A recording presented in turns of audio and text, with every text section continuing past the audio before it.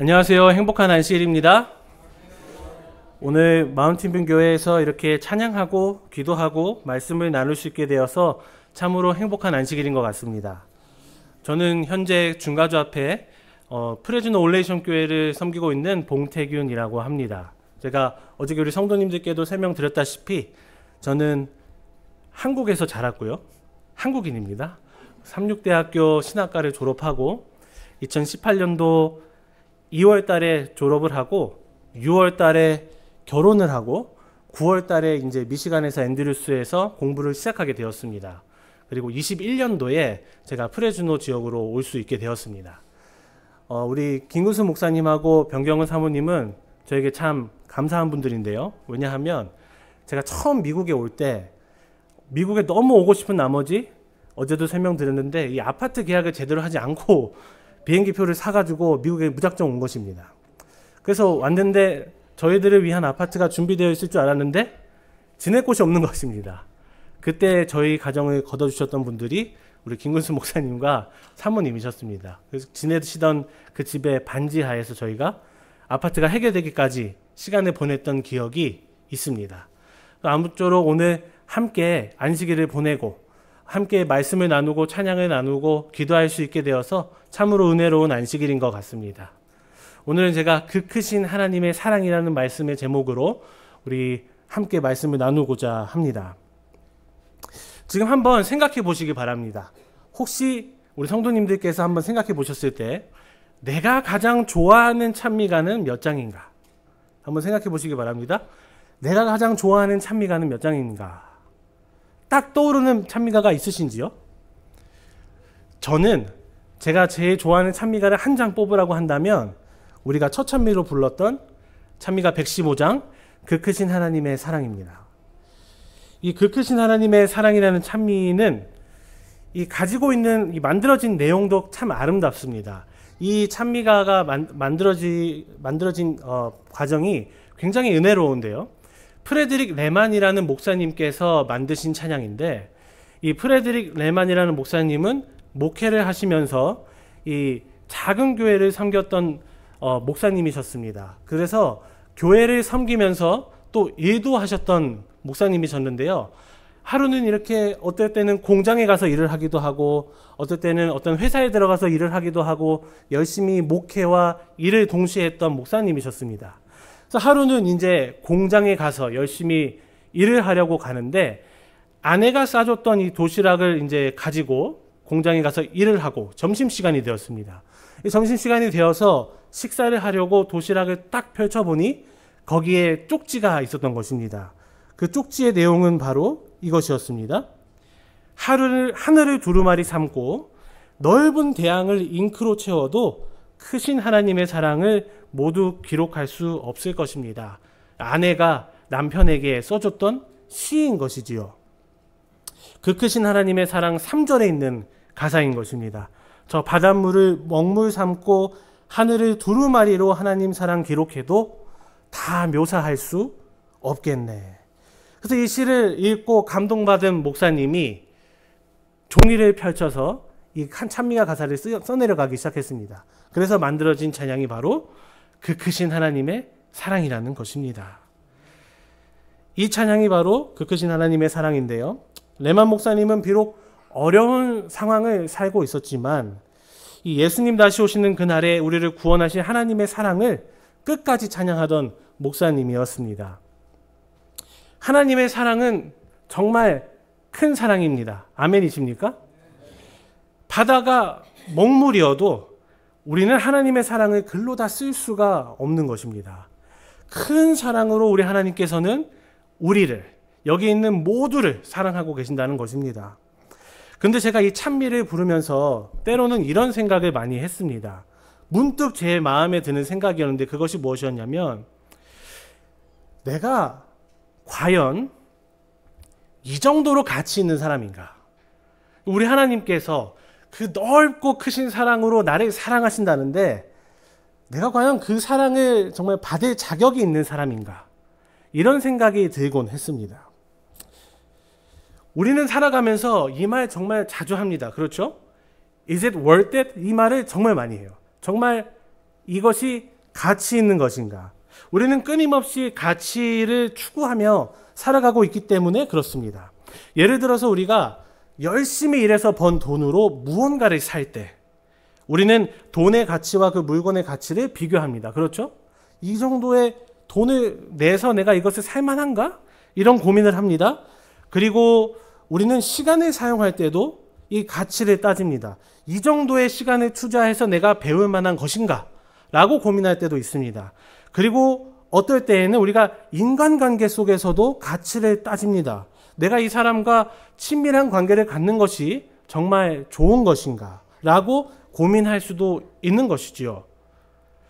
그 크신 하나님의 사랑 찬미가를 다시 생각해 보면 높고 높은 별을 넘어서 오신 하나님의 사랑, 죽기까지 우리를 사랑하신 하나님의 사랑의 가치가 우리가 가진 가치와 같다라는 것입니다. 그렇죠? 하나님께서 별을 넘어서 이 땅에 오셨고 죽기까지 우리를 사랑하셨다면 우리의 가치는 하나님께서 하신 그 가치와 비슷하다라는 것입니다. 그런데 정말 우리가 그 정도로 가치가 있는 사람인가? 오늘 본문 말씀이 바로 마태복음 13장 44절에서 46절에 있는 말씀입니다. 여기에도 보면 가치에 대해서 고민하고 있는 사람들의 이야기가 나옵니다. 성경은 이렇게 말합니다. 천국은 마치 밭에 감추인 보화와 같으니 사람이 이를 발견한 후 숨겨두고 기뻐하여 돌아가서 자기의 소유를 다 팔아서 그 밭을 샀느니라. 또 천국은 마치 좋은 진주를 구하는 장사와 같으니 극히 값진 진주 하나를 만남에 가서 자기의 소유를 다 팔아 그 진주를 샀느니라. 성경은 이렇게 기록하고 있습니다. 한 사람은 밭에서 굉장한 보물을 발견했습니다. 그리고 그 보물을 갖기 위해서 자신의 모든 재산을 팔아서 그 밭을 샀다라고 합니다. 그리고 또 한 사람의 이야기가 나오는데 그 사람은 값진 진주를 발견한 사람이었습니다. 그 사람도 마찬가지로 모든 것을 다 팔아서 그 진주를 샀다라고 이야기합니다. 이 두 가지의 교훈이 오늘 우리에게 주는 의미가 무엇일까요? 교훈이 무엇일까? 이것을 우리가 함께 살펴보고자 합니다. 우리가 시작하기 전에 기억해야 할 것은 천국은 마치 밭에 감추인 보화와 같다는 것이고 천국은 마치 좋은 진주를 구하는 장사, 그러니까 사람과 같다라는 것입니다. 이것이 의미하는 바가 무엇일까? 오늘 함께 살펴보고자 합니다. 제가 이 가치에 대한 이야기를 생각해 보면서 제 삶을 돌아봤을 때 제 삶에서 정말 이 가치의 교환이 많이 일어났던 한순간이 있습니다. 그게 어떨 때였을까요? 그게 바로 언제였냐면 제가 결혼할 때였습니다. 결혼할 때. 결혼. 그 얼마나 꿈꾸던 순간입니까? 그렇죠? 저와 제 아내는 이 삼육대학교 청년교회에서 만나서 교제를 이어오다가 대학교에서 결혼을 하게 되었습니다. 그런데 이 한국에서 지금 결혼할 때 돈이 얼마나 많이 드는지요. 요즘은 한국에서 결혼할 때 뭐라고 하냐면 스드메라고 합니다. 들어보신 적 있으십니까? 스드메. 이 스드메가 무엇이냐면 스튜디오, 드레스, 메이크업을 줄여서 스드메라고 합니다. 그러니까 스드메만 잘하면 결혼을 잘할 수 있는 것입니다. 근데 문제는 무엇이냐면 이 스드메가 얼마나 비싼지요. 이 시작이 한 250만 원이었던 것 같습니다. 250만 원부터 시작해서 1000만 원에 넘어가는 가격대가 있습니다. 저와 제 아내는 2월에 이제 졸업하고 6월에 결혼하고 9월에 미국에 가야 되니까 정말 줄여서 결혼식을 준비했던 그 기억이 납니다. 근데 제가 이 스드메를 준비하다가 제 기억에 가장 크게 남은 한 가지 사건이 있는데 그게 언제였냐면 바로 한복을 맞추러 갔을 때였습니다. 한복. 이제 한복을 제가 맞추러 갔습니다. 저와 제 아내와 저희 어머니와 장모님과 함께 넷이서 한복을 맞추러 갔습니다. 이제 한복을 맞추러 가면 한복의 옷감을 고를 수 있게끔 도와주시는 분이 나오십니다. 그런데 이게 보니까 옷감을 쭉 보여주시는데 이 도와주시는 분이 어떻게 장사를 하시냐면 처음에 보여주는 옷감은 좀 안 좋습니다. 처음에 보여주는 옷감은 좀 안 좋은 옷감을 먼저 좀 보여주십니다. 그럼 저희도 보고 좀 안 좋은 것 같으니까 좀 좋은 것 좀 줘봐요. 이렇게 이야기하면서 서로 이제 빌드업을 해가는 것입니다. 그러면서 저희가 이렇게 차근차근 점점 이 옷감의 단계가 올라가다가 보면 제 눈에 쏙 마음에 드는 게 딱 나오는 것입니다. 근데 저희가 이제 이렇게 어떤 뭐랄까요, 거래를 할 때 저희들의 속마음이 비치면 됩니까? 안 됩니까? 안 되는 것입니다. 그래서 제가 마음에 드는 옷감이 딱 나왔는데 제가 이제 포커페이스를 탁 하고 이제 그 장사를 하시는 분에게 이야기를 했습니다. 요거는 얼마입니까? 근데 했더니 그 옷감이 100만 원이 넘는 것입니다. 한 사람당. 그래서 제가 생각해 보니 한복을 1년에 입어도 한 2번 입으면 많이 입는 건 아닙니까? 그래서 2번 입는 옷에 한 사람당 100만 원을 내야 된다니 생각을 하고 속마음에는 절대 사면 안 되겠다 생각을 했지만 들키지 않은 상태로 제가 그 다음에 했던 행동이 무엇이었을까요? 그 전에 보여줬던 옷감으로 다시 제 눈이 가는 것입니다. 그래서 전에 보여줬던 옷감을 보면서 한 가지를 보고 그나마 이제 2번째로 마음에 들었던 옷감을 보고 다시 한번 물어보는 것입니다. 이거는 얼마입니까? 그랬더니 가격이 합리적이에요. 그래서 제가 무엇이라고 말했습니까? 무엇이라고 말했겠습니까?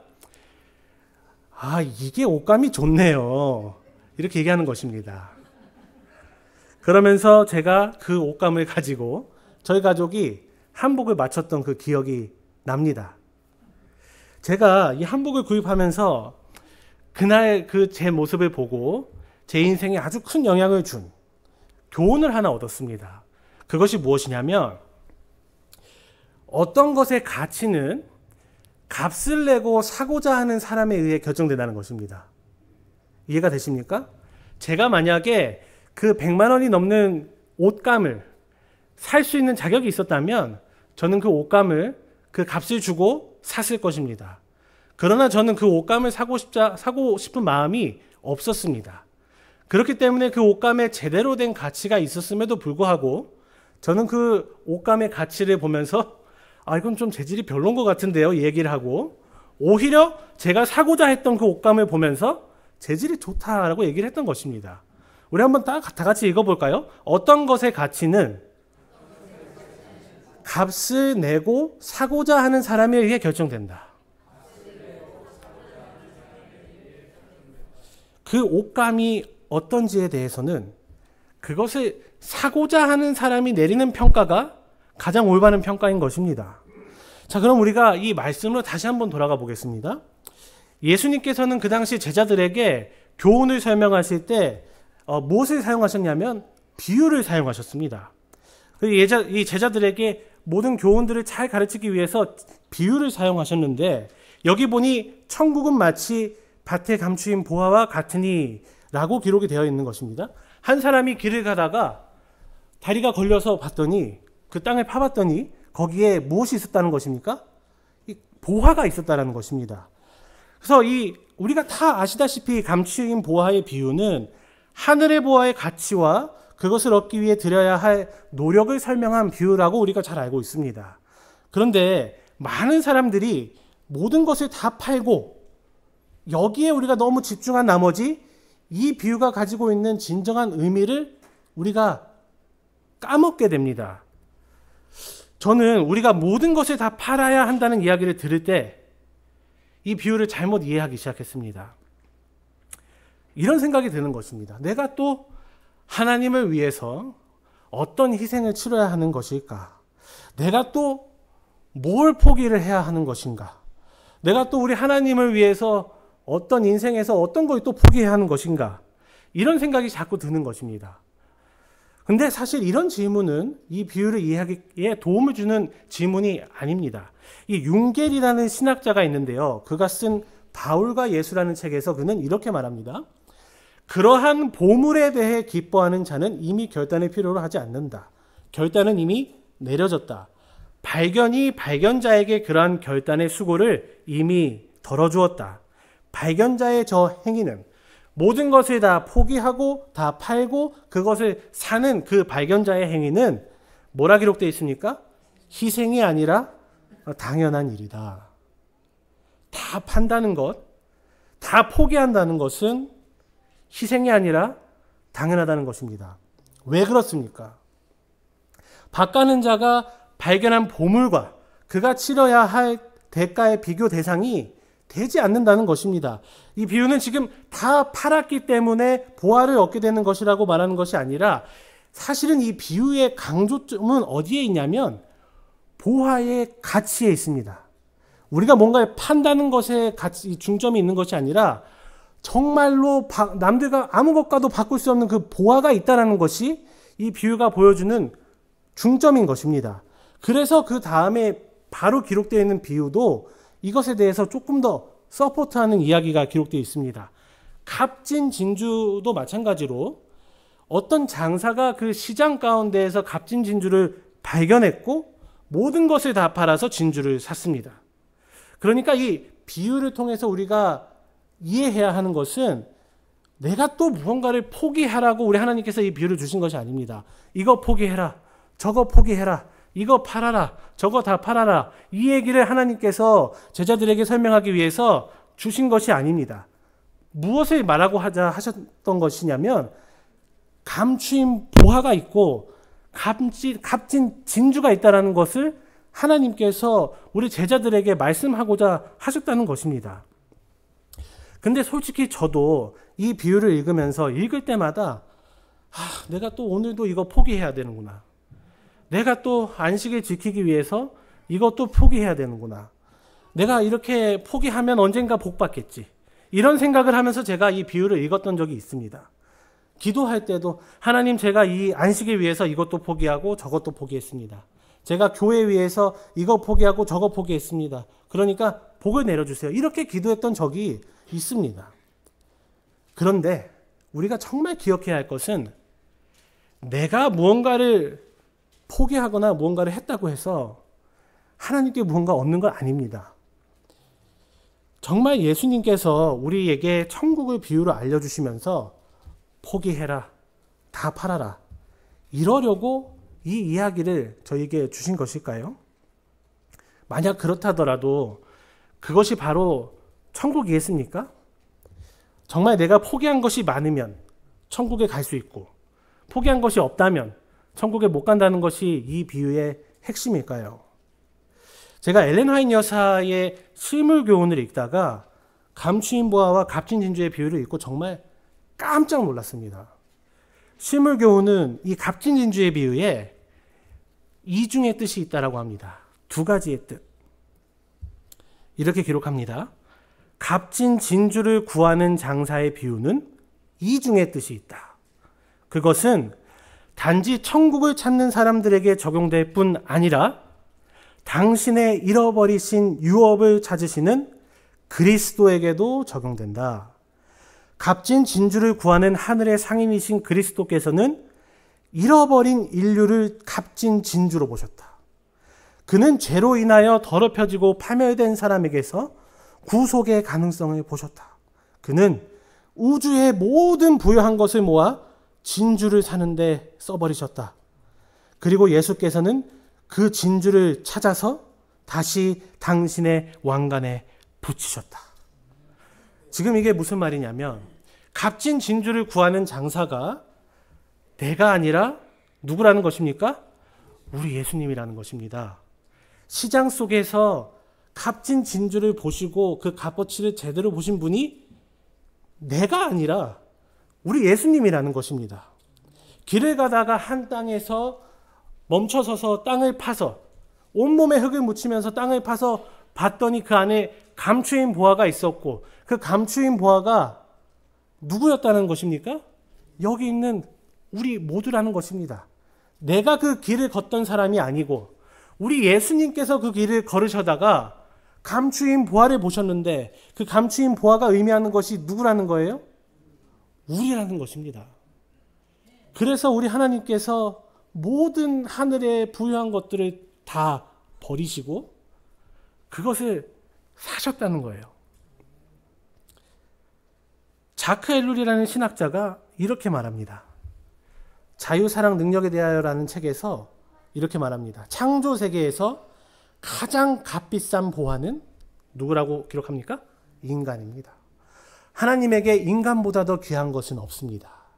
하나님은 인간을 얻기 위하여 가장 귀한 것, 곧 그분의 아들 예수 그리스도를 지불하셨습니다. 하나님은 값진 보화인 인간을 얻으려고 모든 것을 포기하셨습니다. 사람들이 자신들을 향한 하나님의 어마어마한 사랑을 발견할 때 우리가 치러야 할 대가는 너무나 보잘것없고 초라할 뿐임을 알게 됩니다. 사랑하는 성도 여러분, 저는 제가 전 재산을 팔아야 되는 줄 알았습니다. 제가 다 포기해야 하는 줄 알았습니다. 그런데 그게 아니라 이 두 비유는 우리를 위해 이미 모든 것을 다 판 사람을 가리키고 있었던 것입니다. 바로 우리를 죽기까지 사랑하신 예수님이 모든 것을 다 파시고 우리를 살리기 위하여 이 땅에 내려오셨다라는 것이 이 비유의 핵심인 것입니다. 우리 예수님께서는 그 감추인 보화와 값진 진주를 사기 위해서 모든 것을 다 파시고 이 땅에 내려오셨습니다. 그리고 우리를 사셨습니다.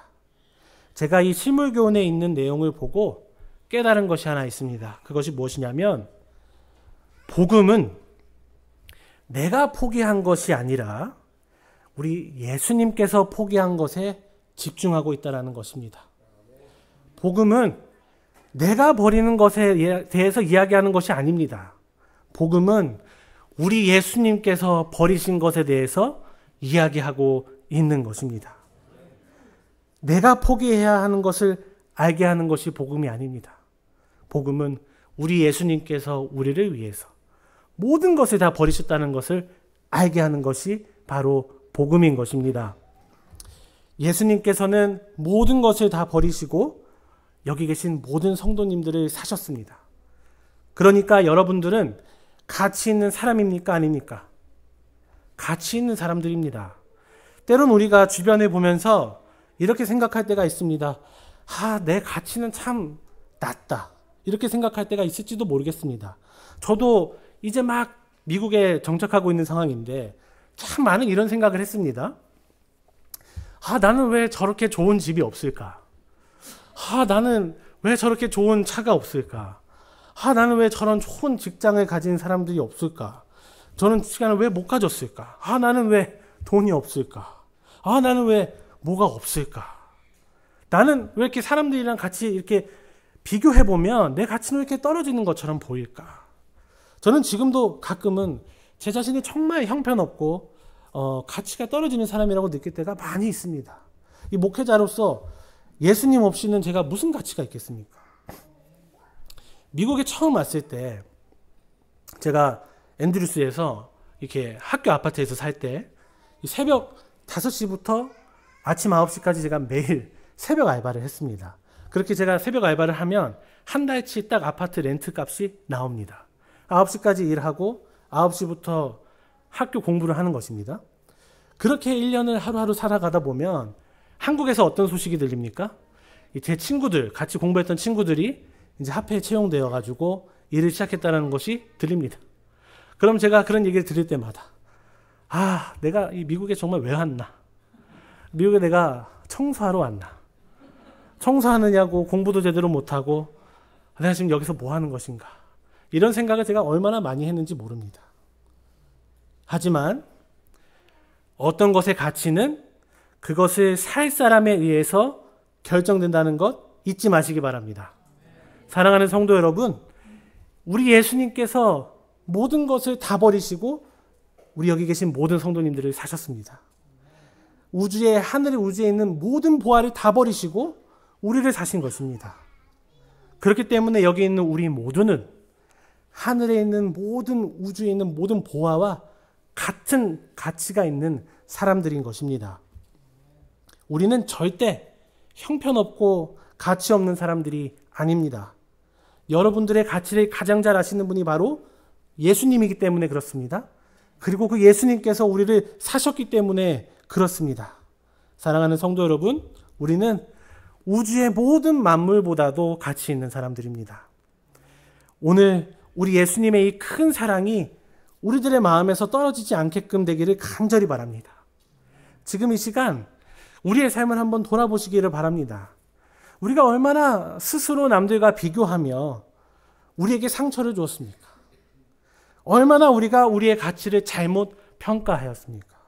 다시 한번 우리를 사신 예수 그리스도의 그 크신 사랑을 한 번 더 묵상하게 되기를 간절히 바랍니다. 예수님께서 우리 모두를 사셨습니다. 그분께서 십자가에서 모든 것을 지불하셨습니다. 이제는 우리는 그분의 자녀로서 우주의 모든 보아와 같은 가치를 가진 소중한 존재인 것입니다. 사랑하는 성도 여러분, 그 크신 하나님의 사랑은 바닷물이 먹물이어도 우리는 하나님의 사랑을 다 쓰지 못할 것입니다. 우리 하나님은 정말로 큰 사랑으로 우리를 사랑하고 계시기 때문에 그렇습니다. 오늘 이 안식일 하나님의 사랑으로 가득 찬 안식이 되기를 간절히 소망합니다. 그리고 예수님의 사랑이 오늘 우리들의 삶을 변화시키기를 간절히 바라며 오늘 말씀을 마치고자 합니다.